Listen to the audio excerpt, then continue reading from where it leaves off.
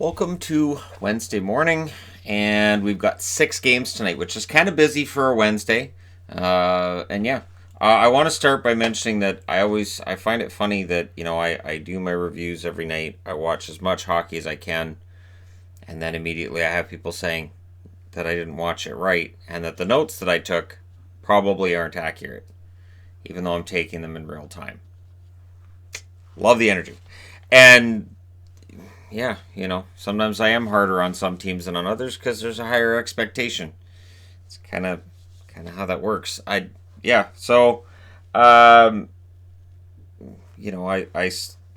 were a few comments that I actually kind of got a good chuckle out of this morning. So there you go. First up today is Colorado and Pittsburgh. Colorado's 5-0. Pittsburgh is 4-2. Pittsburgh, bad news for the rest of the NHL without Malkin. They've kind of looked better than they did when Malkin was in the lineup. And it reminds me of old arguments I made 2 years ago that maybe Pittsburgh should trade Malkin, to which everybody said, burn him with fire, which I thought was a reasonable response. Totally fine. On the Colorado side, their leading scorers are Rantanen, 4 goals, 5 assists. McKinnon, 2 goals, 6 assists. And Landeskog, 2 goals, 4 assists. No surprise. Those are their 3 leading scorers. Crosby, 3 goals, 7 assists, is the leading scorer for Pittsburgh, to the surprise of no one. Letang, 2 goals, 6 assists, and Gensel with 4 goals and 2 assists. And so we've got a pretty good scoring team on one side and on the other. Goaltending, very strong for both. Grubauer, 925 save percentage. Francouz, 944 save percentage in his appearance. I would imagine it'll be Grubauer tonight.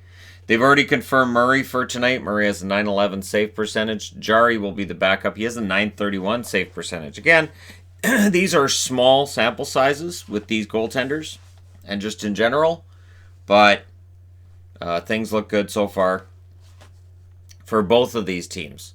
And for people who expected Pittsburgh to kind of go away, this little run that they're on and the fact that this is while basically half their forwards are injured, it's a wake-up call for the rest of the NHL. We'll see how it works. Because sometimes, in some cases, a team will do really well during injuries, and then when everybody gets healthy, they actually don't play as well.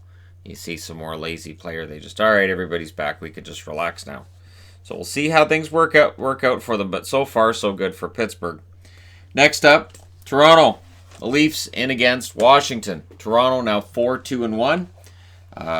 Sometimes if you listen to the media, you'd think they were 0-7. On the Washington side, 3-2-2. So again, this is one of those, if you see it, has only 2 regulation losses in 7, or only 3 wins in 7. It depends on how you look at it. On the Toronto side, Marner, 3 goals, 6 assists. Riley, coming off of a 4-assist night last night. 9 assists for him altogether this year. Matthews, 7 goals and 1 assist.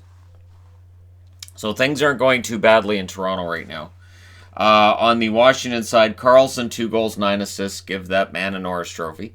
Ovechkin, 5 goals, 2 assists. And Oshie with 4 goals and an assist. On the goaltending side, Hutchinson's listed as likely because Anderson played last night. Anderson's now got an .893 save percentage. It's better than it was. And Hutchinson, .894. On the Washington side, they've confirmed Samsonov, who I think is going to start stealing starts. Look at this. 944 save percentage to Holtby's 846. Now, Holtby is known for not being a great goaltender in the regular season over the last couple of years, but that's abysmal. And coming off of a game where he allowed 3 goals on 3 shots, I can totally understand why Washington's saying, yeah, we'll let him sit this one out and we'll play against Toronto with Samsonov. I anticipate a pretty good game here. For Toronto, it is the back half of a back-to-back. Washington is looking to bounce back from a slow start. Would not be surprised to see Washington win tonight, and if they do, I would not be surprised to see an overreaction on the Toronto media side of things. It just, that's the way it works. As soon as they have one bad game, it's what's wrong with these guys.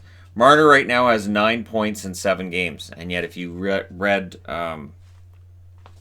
articles on him and listen to people talk about him in some media circles, you would think that he was off to a terrible start and the Leafs were just completely in the tank. Next up, Dallas. Yes, Dallas. Coming off of yesterday's everything except Rope Hints is wrong with them video. They're in against Columbus tonight. These games all start at 7 p.m. Eastern, 4 o'clock Pacific. And Hints is the leading scorer for Dallas with 4 goals and an assist. Janmark, a goal and 3 assists. And Sagan with 2 goals and an assist. On the Columbus side, Dubois, 2 goals and an assist. Foligno, a goal and 2 assists. And Wenberg has 3 assists. He cracks the top 3 scorers with 3 assists in 5 games. On the goaltending side, I would expect Bishop. He has an .895 save percentage. Hudobin has an .877 and only 2 appearances. On the Columbus side, they've confirmed Korpisalo. It's his net. .892 save percentage. Merzlikins has not played very much at all. .825 save percentage. I believe he's still got the 1 game. So yeah, it's going to be Korpisalo's net this year for sure. Now, if I had to try to call a winner between the two, I'd say Columbus. It just Dallas has just looked listless, and I'm not sure how to fix it. If I knew how to fix it, I'd be down there. I'd be trying to help them fix it. I wouldn't be in here talking to you fine people today. But I am. So we can look on the bright side. I am here talking to you fine people. And for 98% of viewers, they like that, and for 2%, they don't, and that's fine. That's a pretty good ratio. There are politicians that would love that kind of plus. Your approval rating is 96%. Thank you very much. Next up, Philly. The Flyers, who are looking to find their scoring, they're in against the Oilers. The Oilers looking to get back on another winning streak. So, Philadelphia's 2-1-1. The Oilers are 5-1. Konechny's your leading scorer for the Flyers, 3 goals, 4 assists. Lindblom, 2 goals and an assist. Provorov and Niskanen both have a goal and 2 assists. On the Oilers side, McDavid, 4 goals, 8 assists. Draisaitl, 4 goals, 8 assists. And James Neal has 8 goals. It's a lot. I think that's more than Lucic. I'm pretty sure he's ahead of him. But that there's a third rounder in there too, so it's all fine. On the goaltending side of things, Hart's been confirmed. 938 save percentage for him. Elliott, 946 save percentage is the backup tonight after a very solid start last night. And I would think you go with Smith tonight for the Oilers. 917 save percentage, but if they go with Koskinen, there really isn't a bad option here for the Oilers right now. Koskinen has 914. Definitely having a better season so far this year than he had last year. And yeah, goaltending looks solid for Edmonton. Their defense in front of that goaltending, the structure of that defense has been much better than last year. Last year was kind of a dog's breakfast, and this year it's better. Absolutely. So that's part of the reason why I've bought into what the Oilers are doing, and that one loss doesn't make me go, that's it, they're done, they're going to fall apart. It's that time for the annual fall of the Oilers. I don't see it that way at all, and I would not be surprised to see them win tonight either. For the Flyers, they need to kind of salvage this road trip through Western Canada with a win tonight, as they have the loss and the shootout loss. So this is kind of an important game for them. The Oilers need to jump on them early because these guys should be tired. It's funny because the Flyers have only played 4 games, and it's tough. And I mentioned this before. The schedule maker, I don't think, likes them very much. So they play in Europe, then they play a game at home, and then they go to the West Coast for the next 3 games. That's a brutal schedule. And all that time off in between makes it hard to get into any kind of a rhythm. So for the Flyers, that's kind of forgivable for me. I understand that Voracek, Giroux, and others are off to slow starts.